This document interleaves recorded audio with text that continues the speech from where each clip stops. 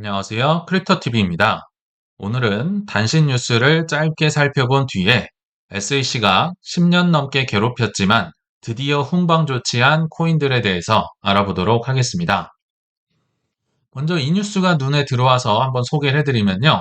한국의 40에서 50대가 드디어 주식에서 코인 시장으로 넘어오고 있다라는 소식이 한국 언론도 아니고요. 해외의 크립토 언론, DL 뉴스라는 곳에서 이렇게 발표를 한 것 같습니다.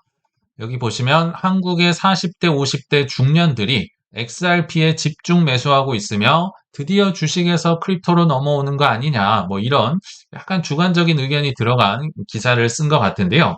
일단 팩트를 체크해 보면 업비트에서 최근 기준으로 거래량이 2배 이상 증가를 한 건 팩트입니다. 그리고 빗썸에서도 2배 가까이 늘었고, 그래서 업비트 빗썸을 합쳐보니까 전체 거래량의 18%를 차지하며 압도적인 1위를 지금 기록을 하고 있다라고 합니다.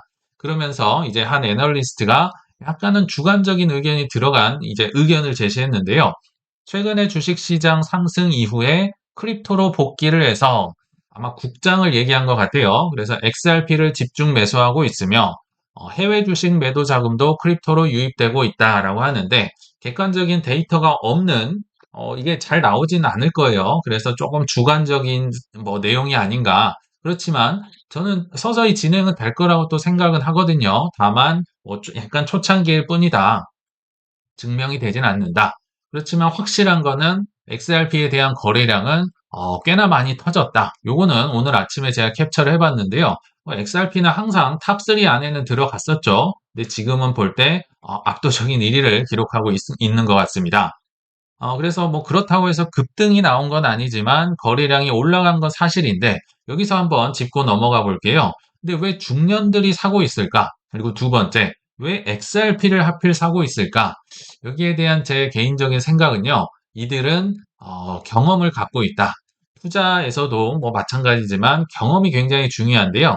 일단 이 중년들 40, 50 세대는 한국뿐만 아니라요. 전 세계에서 가장 영향력 있고 돈을 잘 버는 직장 생활을 하시든지 아니면 사업을 하시든지 가장 잘 나가는 세대다. 돈이 많이 있는 세대다라고 보시면 됩니다. 물론 이제 베이비 부머 세대들은 60대 이상에서도 그런 분들은 있겠지만 아무튼 평균적으로 그렇거든요. 자, 이분들이 어떤 경험을 갖고 있냐면요. 17년도와 21년도에 크립토 불장을 두 번이나 경험을 해봤습니다. 이 XRP의 화력을 이미 체험을 했던 분들이다. 그리고 실제로 한두 번 이상 사봤던 분들이 드디어 복귀를 하고 있지 않나라는 생각이 드는데요. 그럼 왜 하필 또 XRP냐? 일단은 한국 분들에게는 매우 친숙하죠. 국민 코인인 것 같고요. 또 근본 코인입니다. 밈 코인처럼 상장 폐지를 걱정할 이런 단계의 코인은 아니죠. 그리고 명확한 실사용, 송금과 결제라는 걸 알고 있기 때문에 코인 하시는 분들은 이제 믿고 사는 코인. 그리고 결정적인 게요. 싸 보입니다. 여전히 싸 보입니다. 우리 예전에도 17년도에도 비트코인은 여전히 비싸. 이더리움도 여전히 비싸. 근데 XRP가 그때 인기가 있었던 게요. 150원, 200원 했었잖아요. 그래서 이거 비싼 거 못 사니까 지금 살 게 XRP밖에 없다. 지금도 똑같은 것 같아요. 비트코인은 떨어졌다고 해도 1억이 넘어 있고 이더리움도 몇백만 원 하니까 XRP 아직 덜 올랐다. 이런 것으로 인해서 과거 경험으로 인해서 이렇게 안정적인 가지화를 좀 외치고 있지 않을까. 그래서 아직까지는 주식에서 이렇게 넘어온 단계는 아닌 것 같긴 하지만 조금 조짐은 보일 수 있겠다. 이런 생각을 한번 해봤습니다. 그리고 두 번째 뉴스는요. 사실 이게 본론보다 더 중요할 수도 있을 것 같습니다. 좀 많은 걸 배울 수 있었던 이제 기사였는데요. 대박은 어떻게 나는 것일까? 제가 볼 때 최근에 미래에셋이 여러 가지 대박을 많이 노렸었죠. 그리고 실제로 스페이스X라는 대박이 터졌는데요. 미래에셋 증권이 또 한 번 투자를 한 곳이 있다. 오늘 오전 영상에서도 나왔던 뉴스인데요. 한번 다뤄보도록 하겠습니다. 이번에는 디지털 은행에 베팅을 했다라고 하는데요.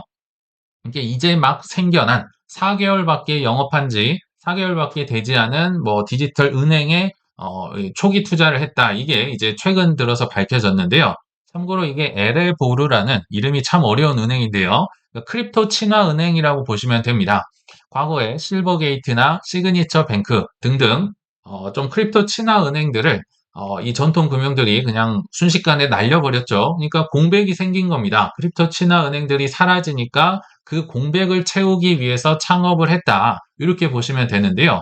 왜 이게 화제가 되고 있느냐?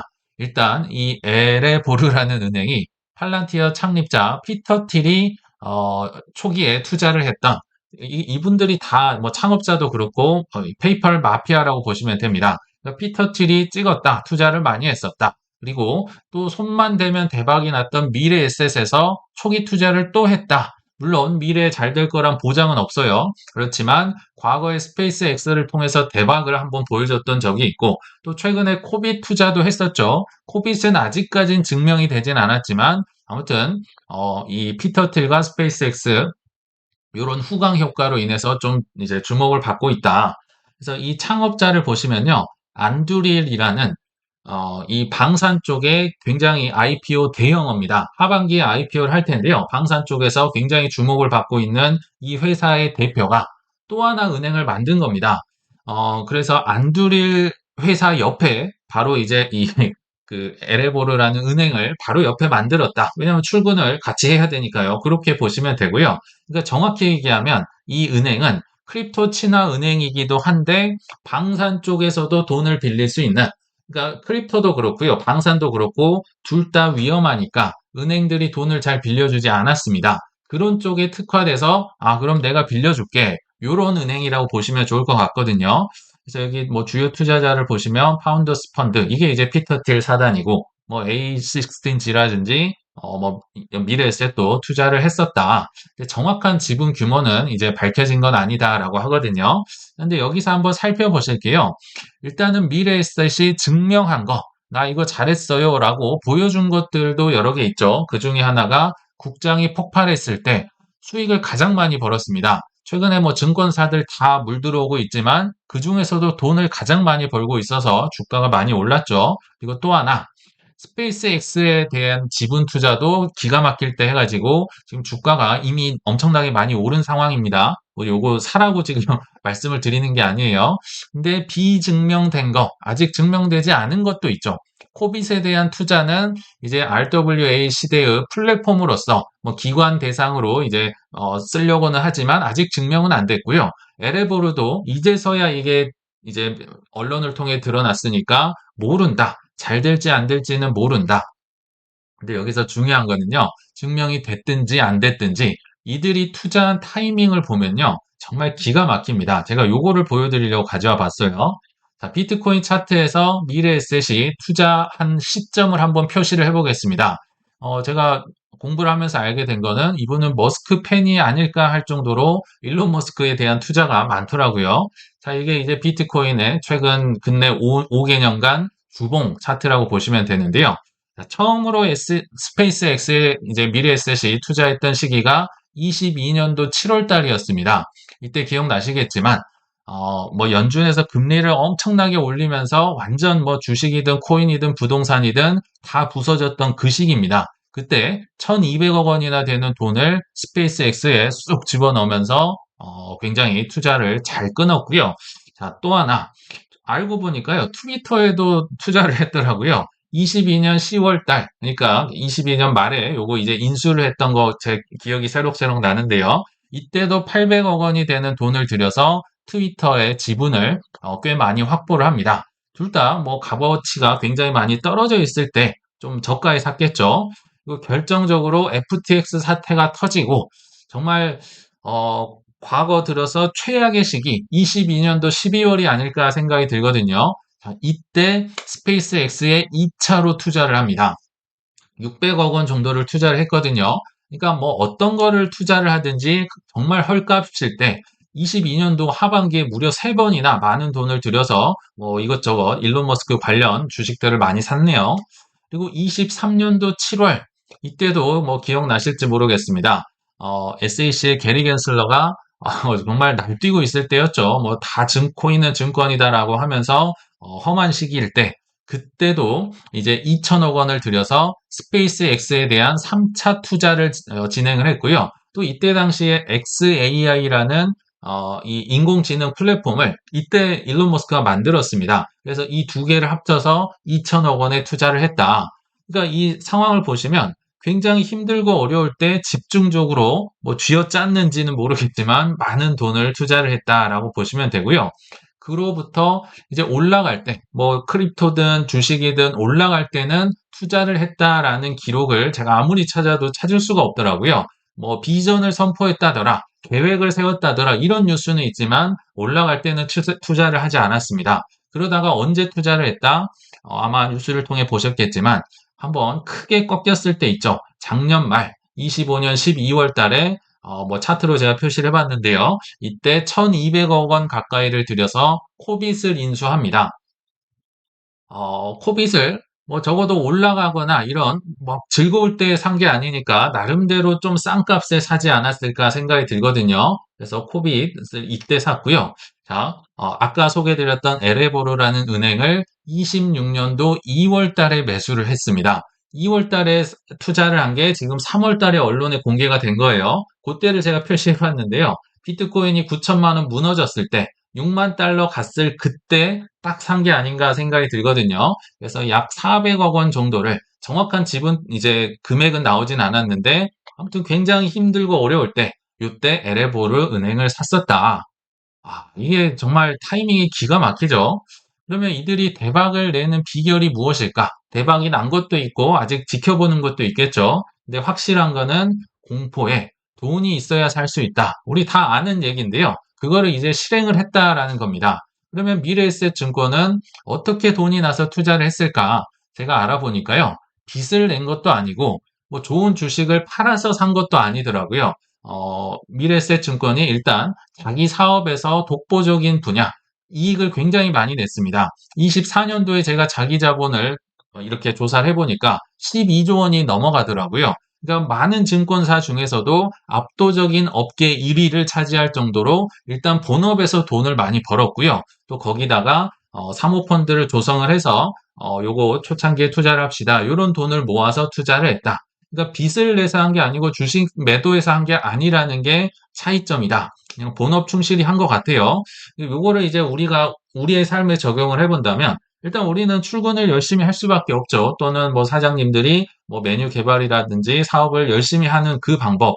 그리고 이제 해지 자산을 좀 모아둬서 어려울 때 조금 파는 방법. 뭐 요런 게 이제 우리가 뭐 배워야 할 점이 아닐까라는 생각은 듭니다. 정리를 해보면요.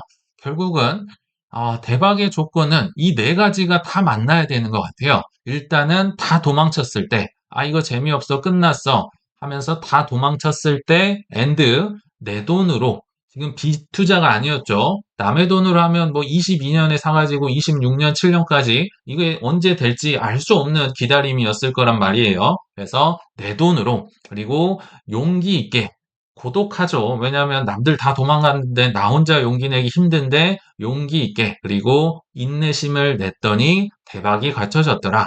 대박이 생각보다 어렵습니다. 근데 이걸 한번 반대로 해보면 어떤 결과가 나오냐면요. 최악의 결과가 나오겠죠. 남들 다 도망쳤을 때가 아니라 너무 즐겁고 신나서 막 네가 잘났다 내가 잘났다 댄스 배틀을 하고 이때 들어왔고 엔드입니다. 내 돈이 아니라 남의 돈으로 투자를 했으며, 그리고 역시 엔드입니다.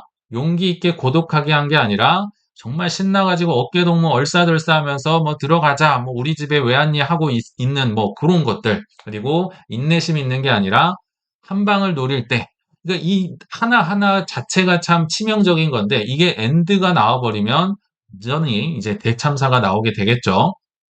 그래서 이런 참사가 이제 나오면 안 되실 텐데요. 문제는 이런 개미들만 참사를 겪는 게 아니라 천재 기관들 입장에서도 이런 대참사가 벌어지더라.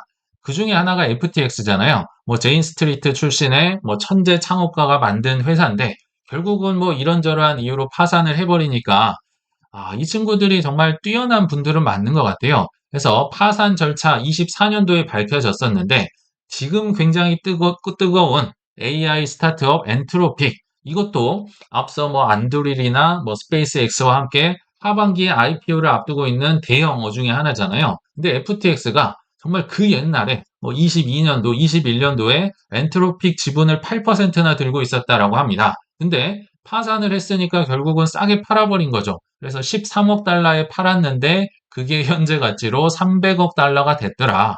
뭐 40조 원이 넘는 어마어마한 돈, 그러니까 23배의 대박 위기가 날아갔다. 저는 이런 걸 보면서요. 정말 위기 때 폭발할 때가 아닙니다. 즐거울 때가 아니라 위기 때 대박이 결정된다. 지금 23배의 대박이 났는데 어떻게 됐습니까? 위기 때 주인만 바뀐 거예요. 그래서 결국 대참사는 폭등에 일어나고 위기 때 부자가 탄생이 된다. 다시 한번 느꼈던 케이스인 것 같아서요. 제가 한번 소개를 해드렸습니다. 자, 이제 본론으로 한번 들어가서 저는 여전히 지금 코인의 주인이 약한 손에서 강한 손으로 바뀌고 있는 과정이다라는 생각은 들거든요. 자, 이런 와중에 나온 SEC와 CFTC의 공동 발표. 뭐 큰 거 아마 뉴스 타이틀을 여러분들 보셨을 텐데 한마디로 요약하면 코인 이제 더 이상 안 괴롭힐게. 합법적으로 다뤄줄게 라고 보시면 됩니다. 코인은 증권이 아니다. 이게 뭐 그렇게 대단한 얘기냐라고 하실 수 있겠죠. 최근 들어오신 분들은 모르겠지만 적어도 21년도 이후에 들어오신 분들은 야, 이 말이 얼마나 참 감개무량한 얘기인지 알 수 있습니다. 왜냐하면 증권이라면서 그렇게 두드려 팼는데 증권으로 등록할게요라고 하면 또 쏙 도망가 버립니다. 증권 등록할 길도 열어주지 않고 증권은 아니라 증권이라면서 막 계속 때리니까 정말 정말 이게 10년 만에 나온 굉장한 사건이었다. 10년 만에 드디어 상품이다라고 선언을 한 겁니다. 우리 기억나시겠지만 17년도부터 뭐 그 이전에 투자하셨던 분들은 이거 한국에서도 그랬잖아요. 뭐 바다 이야기다, 도박이다, 튤립이다, 폰지 사기다, 막 박상기의 난이다, 은성수의 난이다 하면서 막 거래소 없애버리겠다. 정말 힘들었죠. 뭐 애들 장난 같은 거 어른이 알려줘야 된다. 뭐 이런 얘기를 들었었는데 드디어 이제는 정식으로 합법적인 자산이 됐다라고 보시면 되고요. 그래서 SEC와 CFTC가 16개에 대한 이제 코인을 딱 콕 집어서 요것들은 상품이야. 상품으로 다뤄주세요라고 이제 가이드라인을 발표를 했었고요. 뭐 에어드랍이다, 스테이킹이다, 여러 가지. 그러니까 웬만한 거는 다 증권 아니야, 상품이야. 이렇게 이제 얘기를 해줬다. 영원한 증권은 없다. 뭐 이렇게 얘기를 해준 것 같습니다. 근데 이게 그럼 어떤 의미가 있느냐?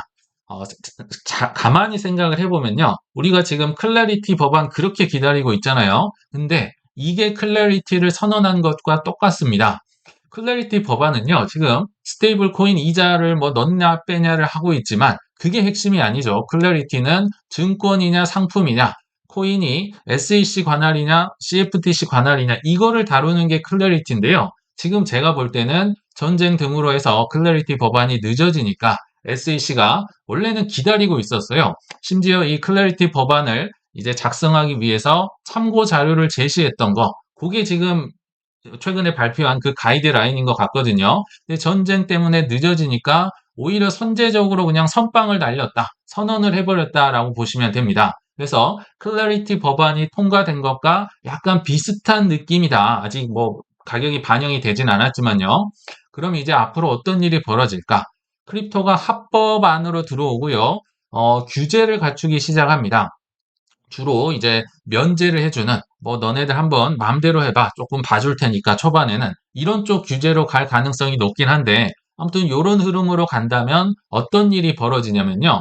일단 크립토 상품이 폭발적으로 늘어날 수 있습니다. 뭐 ETF를 만들든 인덱스를 만들든 퇴직연금을 하든 뭐 토큰화로 뭐 하든 국채를 튀기든 주식을 튀기든 이제 명확한 상품 그 토큰화된 주식은 이제 증권이라고 얘기를 했어요. 아무튼 이렇게 가이드라인을 정해주니까 상품이 많이 늘어나겠죠. 그리고 관련 사업들도 아마 폭발을 할 겁니다. 한국은 아직도 뭐 코인 ICO 불법이다 이렇게 하는데 뭐 크립토 상품이 나온다든지 사업, 뭐 스테이블 코인 결제 사업이라든지 여러 가지가 이제 폭발적으로 나올 수 있고 그러다 보면 크립토 쪽으로 거래량이 올라갈 가능성이 있다. 그러면 이제 어떤 효과가 생기냐면요. 기관들이 정말 어마무시하게 들어올 가능성이 높습니다. 뭐 예를 들면 뭐 401k 뭐 퇴직연금이라든지 뭐 비축 기업이라든지 뭐 보험사나 연기금이나 이런 데서 많이 들어오는데요. 이게 기관뿐만 아니라 이제 국가들이 코인을 비축하는 그러니까 전략 자산으로 채택을 하는 게 합법이 될 가능성이 더 높아진다는 거죠. 한번 생각을 해보시면 기관이나 국가가 살려고 하는데 이게 아직도 크립토가 뭐 증권인지 상품인지 누구 관할인지도 모르는 상황에서 이거를 할 용자가 그렇게 나타나진 않겠죠. 정말 막 얼리 어댑터 아닌 이상 안 산다. 근데 규제가 합법이 되면 이제 전략 비축, 국가 차원에서도 들어오는 게 합법이 될 수 있다. 왜? 무슨 근거로 살 거야? 여기 보시면 SEC와 CFTC가 가이드라인을 만들어 줬잖아요. 이 친구는 상품이야. 이 친구는 증권이야. 요걸 해놨기 때문에 이제는 기관 수요가 폭발적으로 늘어올 가능성이 높다. 반대로 얘기하면요. 과거에는 근거가 없었기 때문에 이게 돈이 되는지 알았음에도 들어오기만 하면 그냥 몽둥이 맞기 바빴습니다. 그 중에 하나가 페이스북이었잖아요. 리브라라는 코인으로 인해서 뭐 당시에 스테이블 코인 비슷한 걸 만들어서 페이스북에서 널리 쓰려고 했는데 19년도였나요? 정말 청문회 계속 끌려 나오면서 엄청난 폭격을 맞고 그만뒀었다. 근데 이제는 그게 가능해진다. 그래서 당장은 가격에 미반영 됐으니까 별거 아니네 하실 수 있겠지만요. 요게 이제 한번 탄력을 받기 시작하면은 기관들과 국가의 이제 숨은 수요들이 폭발을 할 수 있다. 그 물꼬를 터준다는 점에서 굉장히 큰 의미가 있다라고 보입니다. 자, 그러면 일단 SEC가 콕 집어서 이것들은 상품이요라고 얘기를 한 게 16개가 있거든요.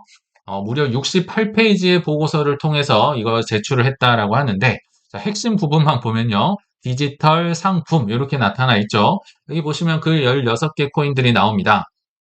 이제 알파벳 순인데요. 앱토스, 아발란체, 비트코인, 비트코인 캐시, 에이다, 체인링크, 도지, 이더리움, 헤데라, 라이트코인, 폴카닷, 시바이누, 솔라나, 스텔라, 테조스, 리플까지 이렇게 16개인 것 같아요.